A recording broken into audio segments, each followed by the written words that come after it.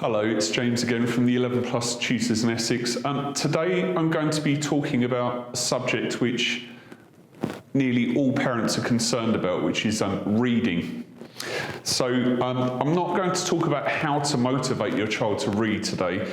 I'm just going to focus on the type of reading that should be done and how it should be done. So I came up with a quick list of 3 points today for you. A lot of people are asking what level should they be reading at. I'm getting parents with a year 5 child and they're saying, they're reading Harry Potter. My answer to that would be, if you refer to the CSSE website, they actually mention that they're expecting children to be reading approximately 2 years above what would normally be expected. So with that in mind, and if we look at the types of things that tend to come up in the CSSE type of 11 plus, it tends to be classics that we're focusing on. So I would say as a general, very rough rule of thumb, up to 100 years old. Here are a couple of examples. Alice in Wonderland, The Hobbit, Lord of the Rings, that type of thing, just to give you a flavour. Treasure Island. I'm going to put a link to a good list of books in the comments below, so have a look there at the end of the video.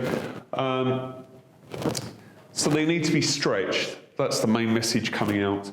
My general rule of thumb is that there should be a number of words on a page, on the average page, that your child doesn't know. A number of words, a few words.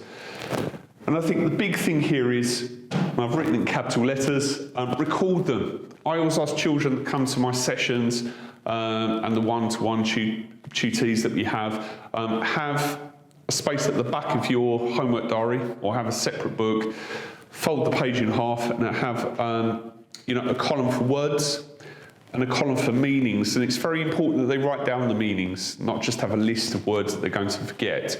And the idea is that your child will then turn to those words and try and actually use them, incorporate them into their writing. Because obviously using allows the vocabulary to go in at a deeper level. That's very important. A child approaching an entrance exam should be a collector of vocabulary. And I think that's written, they should be a reader. I can't emphasize that enough.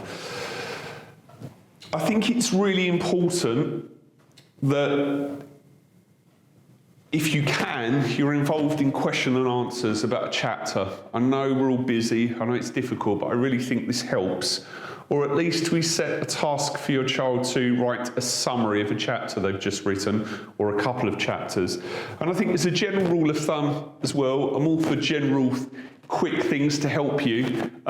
If you remember the 4 W's, or the 5 W's, who, what, when, where, why.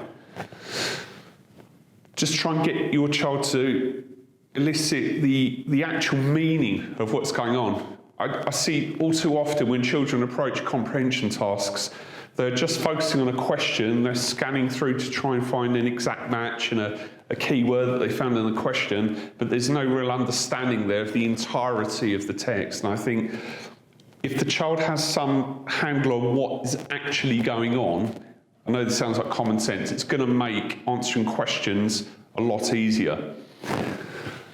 Especially with inference questions, where they're looking for clues, it's definitely going to help. I hope you've enjoyed these quick tips, and there'll be more later on. Thank you. Goodbye.